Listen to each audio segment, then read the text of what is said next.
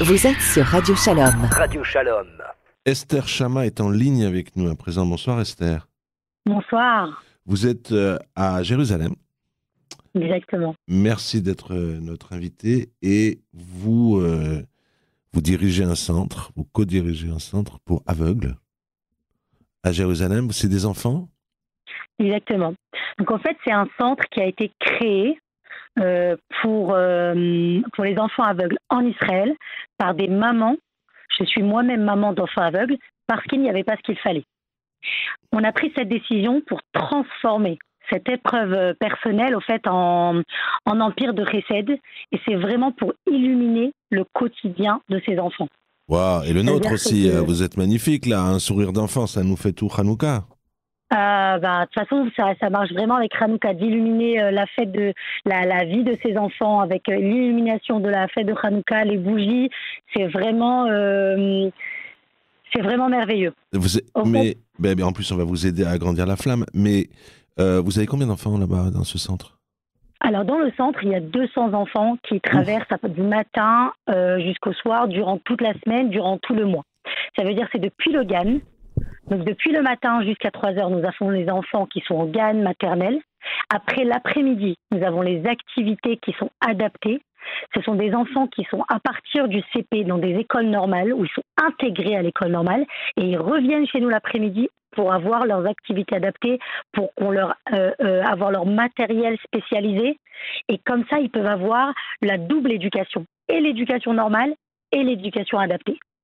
Beaucoup de francophones ou carrément francophones ? Il y a Comment ça- aussi, c'est israélien, mais il y a beaucoup de francophones. Nous sommes le seul centre qui donne tous ces services-là à ces enfants malvoyants. Nous avons toutes sortes de projets que nous créons au fur et à mesure. On marie aujourd'hui ces enfants. Nous faisons des activités pour les couples qui se sont mariés. Et on a à l'intérieur de l'endroit du centre des chambres. Ils viennent passer les week-ends, les shabbats. C'est que ce soit les enfants ou les couples ou même les familles. Dans le centre où ils viennent, il y a tout là-bas. Il y a la salle de musique, il y a la salle d'imbori, je ne sais pas comment vous appelez ça en français. Il y a la salle sensorielle. Et au fait, ils se sentent à la maison.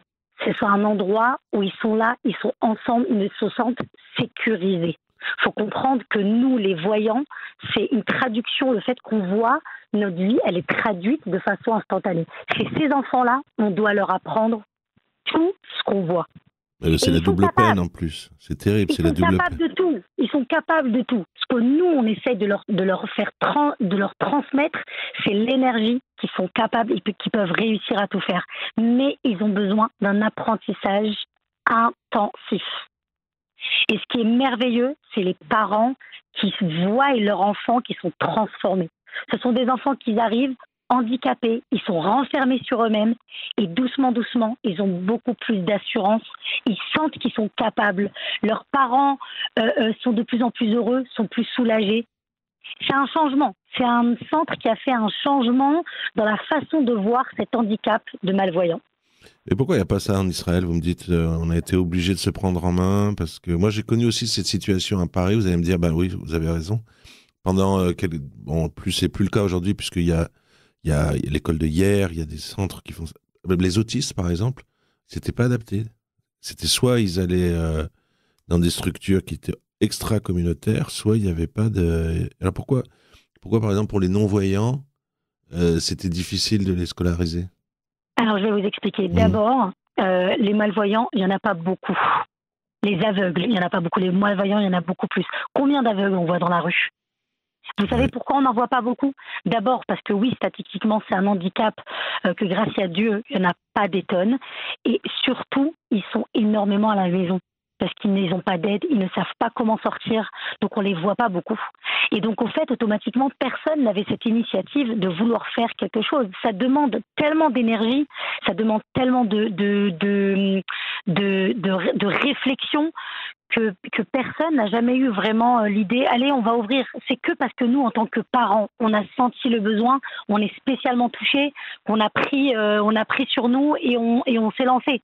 Ça fait déjà aujourd'hui 17 ans, mais le centre, ça fait 4 ans qu'il a été ouvert et C'est un renversement pour tous ces malvoyants et pour toute leur famille. Esther, j'adore. Ils ont un endroit où ils peuvent venir même prendre conseil, où ils se ressourcent d'énergie. C'est ça qui est important. Parce que sinon, on a l'énergie, si on a cette croyance en eux, alors tout est beaucoup plus facile. Mais il y a énormément besoin d'aide, énormément besoin d'apprentissage. Je vais vous donner un petit exemple. Vous, monsieur, vous avez appris à couper une tomate. Vous avez appris à éplucher un concombre. Non, vous avez vu comment le faire et vous l'avez fait. Ces enfants-là, même la chose la plus bête que je suis en train de vous dire maintenant, on doit leur apprendre. Si on ne leur apprend pas, ils ne sauront pas. Donc l'handicap grandit, donc ils ont peur, donc ils ont honte. Si depuis jeune âge, on leur donne cette assurance, on leur donne la possibilité de pouvoir faire tout ce qu'un enfant normal fait, alors après, ils vont avec beaucoup plus d'assurance, d'être sûrs de leur handicap. Quand ils arrivent au CP, après qu'ils ont passé 3 ans de GAN chez nous, ils sont sûrs de leur handicap. Si un petit enfant, ce qui est normal, va venir à lui dire « Ah, qu'est-ce que tu fais avec tes lunettes ? Ah, tu vois même pas, tu sais même pas sauter à la corde », eh ben, elle saura répondre « Eh ben, je suis malvoyante et j'ai besoin d'aide. » Et c'est pas grave, ça fait pas de moi une personne diminuée. Diminuée, exactement. Bien sûr. Et on le voit la transformation. Ces enfants-là, à l'école, ils nous ont appelés cette année au CP. La Moura du CP, elle nous a appelés. Elle nous a dit, mais c'est pas possible, c'est quoi cette assurance de cette petite fille ? Qu'est-ce que vous lui avez fait ? Elle est malvoyante, elle est presque aveugle.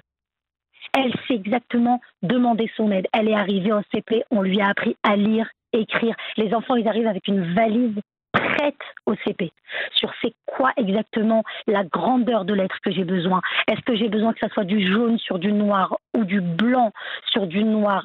Chaque enfant, il a besoin d'avoir son aide adaptée. C'est-à-dire même les malvoyants, c'est un monde entier. C'est un monde entier. C'est pas tous les malvoyants qui ont besoin de la même aide. C'est vraiment une aide personnalisée.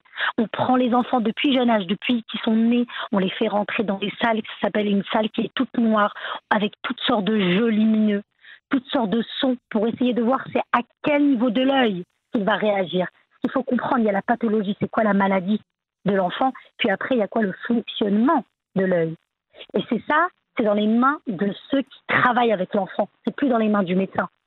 Et si nous, on va travailler avec le peu de résidus de vue qui lui reste, c'est énorme ce qu'on peut lui donner pour la vie. Chaque pourcentage de vue, c'est un cadeau. Et on n'a pas le droit de laisser passer ça. On n'a pas le droit. Et on ne va pas laisser passer. On ne va pas laisser passer. Esther Chama, vous avez lancé un appel à l'Odon et vous avez bien fait de joindre la radio parce que il faut que les auditeurs vous aident. Vous avez besoin de tout. C'est à Jérusalem, je rappelle. 200 enfants dans un centre. 200 enfants non ou malvoyants. Vous avez besoin pour organiser des activités, il faut des sous. Le matériel adapté, ça aussi c'est très cher. Un GAN spécialisé. Vous avez estimé que pour changer la vie de ces gosses, vous avez besoin de 100 € par mois pour un gamin, pour un enfant. Exactement. On a besoin, c'est l'aide minimum pour qu'on puisse continuer. Nous avons besoin que les personnes nous aident à parrainer un enfant. C'est 1 000 € à l'année, c'est 100 € par mois. C'est énorme pour eux, pour chacun. C'est un petit aide, mais pour eux, c'est changer leur vie. Et on a besoin de chacun. On a besoin de l'aide de chacun. On ne peut pas se rendre compte de ce cadeau que HM nous a donné de pouvoir voir. Nous, on a ce cadeau et on a en possibilité de pouvoir donner le maximum d'aide à ces enfants.